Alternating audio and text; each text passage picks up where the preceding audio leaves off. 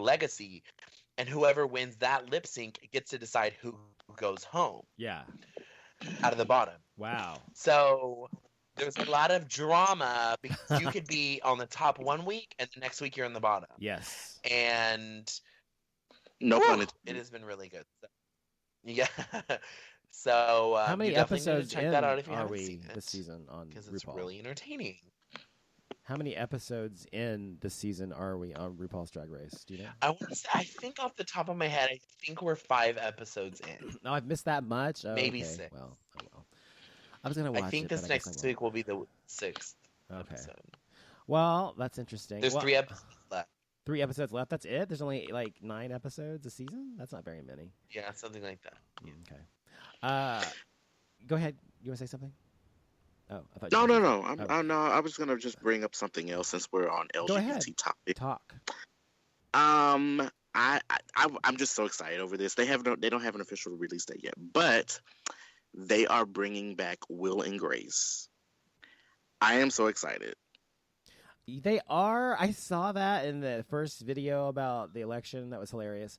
But are they coming back like on a channel or online? I couldn't figure that out. I don't think they're bringing it back. I think it was just that like little shtick reunion thing. Yeah. No, CNN said that they're bringing back for a revival, which they said they were bringing the show back. Oh. So now this is what CNN is reporting. I don't know if they don't have bringing the show back. Does that mean bringing the show back for a 6-minute skit, or does that mean bringing the show back for a series? You know what I mean? Like, I would hope a series. When I saw the fact that they were bringing Will and Grace back, I was just like, oh my god, this is the best thing today. She couldn't read the rest. She couldn't read the rest. She just read that. I read that and that was it. I mean, actually, I skimmed over the rest. But I mean, even if they bring it back as an online only series, I doubt it. I mean, I would be okay with that. But hey, even if they bring it back to TV, which I would be A-okay with it, I feel like it would be a good move for all of them, because when I first found out, I was like, I wonder if they're going to have a different cast members or something. Mm-hmm. They're all the same, which is A-okay by me. But I also think this, if they happen to bring this back to TV, like as a 30-minute sitcom, I feel like it would be a good thing, just for the simple fact that really, since Will and Grace, no one has really done much as far as the cast members. What do you mean, on the show? That's not true. He had a great series that was very, very, very well received and popular called Psych, or what the fuck was it called? Something with a P. Anyway. I know Deborah Messing was on a show, and she played a detective, and that did pretty well. She's been in a few movies. Mysteries of Laura. I know Eric McCormick did like a show or two that I recall of. Very successful. And then I know Sean Hayes did Broadway. Yes, and also produces a lot of shows, including Hot in Cleveland. He produced that show and helped write it. Yeah. Mm-hmm. And then Megan Mullally. I don't really know what she's done. She is mostly in the theater because her husband's a famous theater actor. Yeah. But I've seen her in a couple of things as well. But Oh, okay. She also had a talk show very briefly. Anyway, I do remember that. It was very, very short-lived. Yeah, it was. Anywho, I hope they do bring it back, but I don't really think they're bringing the show back. I think that it was just for this thing, but maybe you're right. I hope they are, but I don't know what they would do, because in the end of the series, they show what happens to them in the future with their kids and everything else, and they're like 15 years, 20 years older or something. So I don't know how they would do that. Right. But then they also had a rumor that they were bringing back the movie Set It Off. They were going to bring it back, Set It Off too. And I was like, well, how the hell is that going to work? Everyone died in that movie except for Jada Pinkett Smith. So I'm like, I don't know how the hell y'all going to make a maybe part it's their two daughters. It's their daughters or something. I don't know. It could be. I guess. Well, there is this like 17, 18-year-old, whatever, and he is suing his high school for $1 million. He's gay, and the reason he's suing them is because they failed to protect him while he was in school. And they failed to, from bullying and overt bullying, things that they saw and things that they knew about, and they failed to protect him and getting beat up and things like that. And so, what do you think about that? Do you think that that's right, that he should sue them or not? I think it is, but what do you think? Hello? I mean, I'm kind of have mixed feelings about that. Why?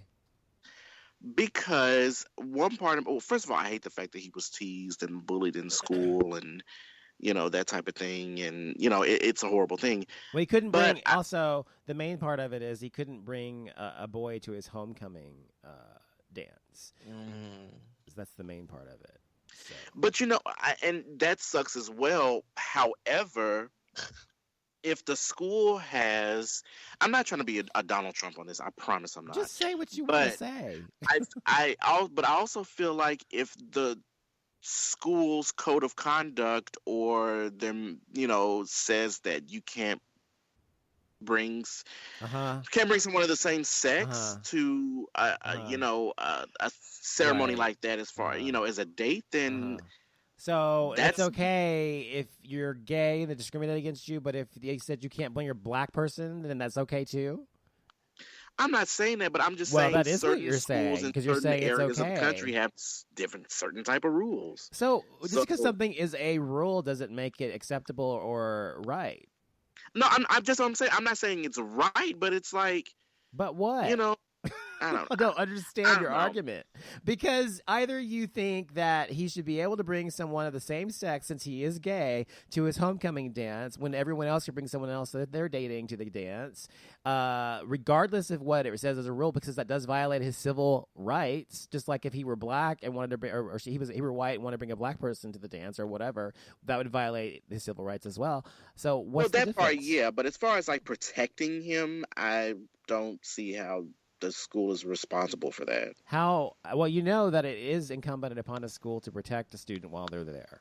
So it is actually incumbent upon them to do that. So as far as like being physically attacked, yeah. Well, that's what as far happened. as bullying, people get bullied all the time. So he was physically attacked. So does that make it okay or not? No. It doesn't make it okay at all. But see, in the beginning you said bullying, and I was like, well, how is this going to protect that? Okay. All right, gotcha. Yeah, you said bullying at first, and I was like, well, if he was physically attacked, then yes, the school should do something. So do you think that he should name calling? I'm like, I don't see how the school would be responsible for that. But do you think they should give him $1 million for that?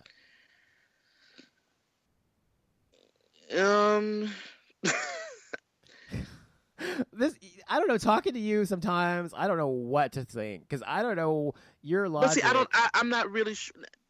I'm not really sure. I don't have a definite answer for that. $1 million. First of all, if I was superintendent of that school, if I was on the opposite side and I was superintendent, I would say no. I'm not giving you $1 million just because you had, no. But you understand that this is a constitutional case, a civil rights case. So that's what he's doing. They're doing that to make a point and to punish the school punitively, to punish them so that they have to obey the law and change their rules. So anyway, whatever. I was just curious. I thought it'd be something we could talk about, but apparently not. So whatever.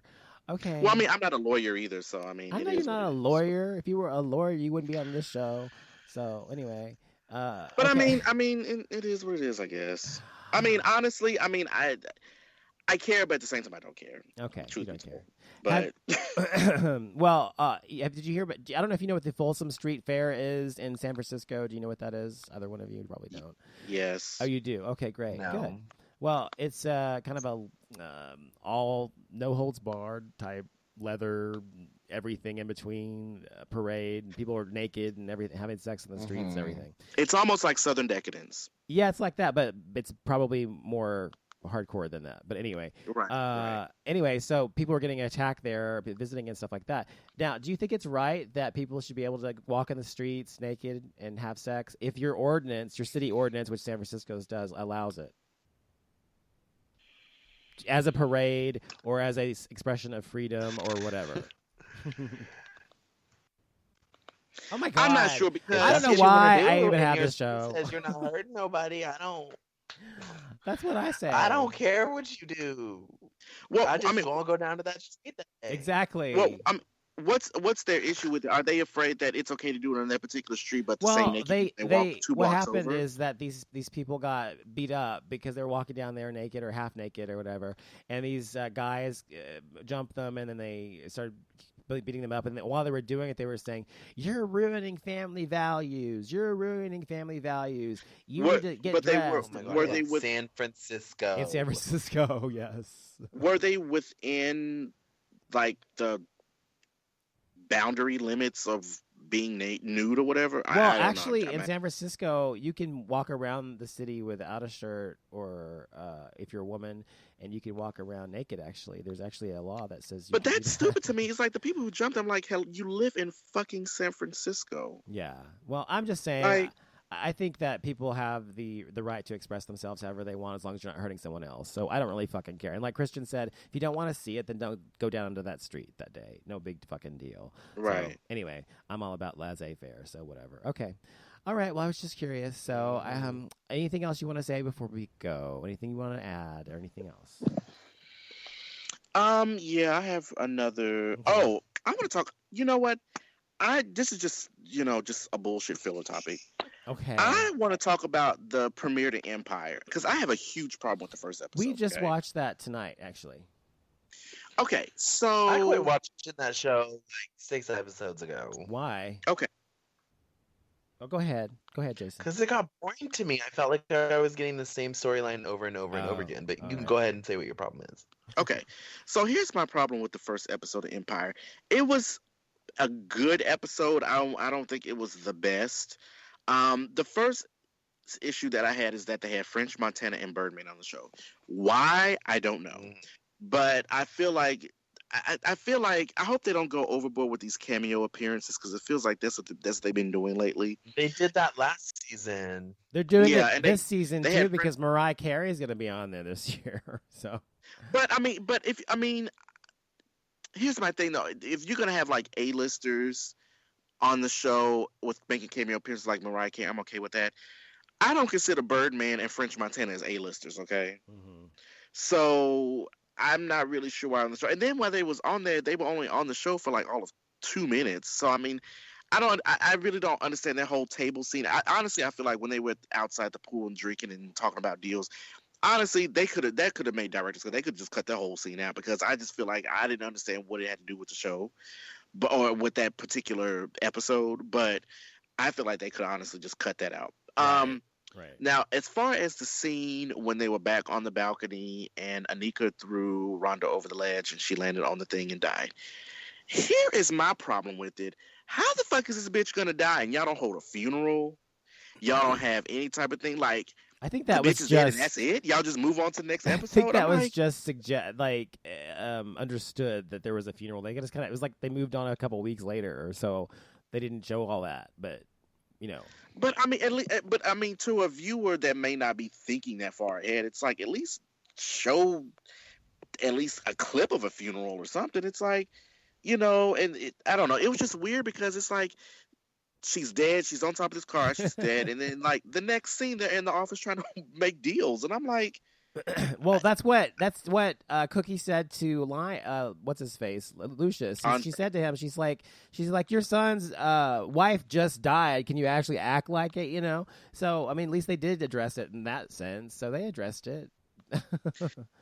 And, so yeah, I think that was my only issue with that episode. I just feel like they could have, honestly, to be completely honest, they could have taken away the episode with Birdman and French Montana and replaced that with Rhonda's funeral. Truth be told, because that scene with the three of them, it was just completely, they could have taken that. I didn't even know who those people were, so I was just Birdman is a producer and a rapper, and French Montana is a quote-unquote so-called rapper.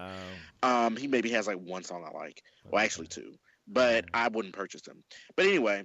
You know what we noticed? We noticed that the first scene that they showed this season of this episode, that where they were outside after she fell in the car, that Jussie Smollett's hair was long, and the next scene it was short, and he had a beard. I noticed that too. Too. And then my thing is, go ahead. Anika threw this bitch over the ledge, and she doesn't get any questioning.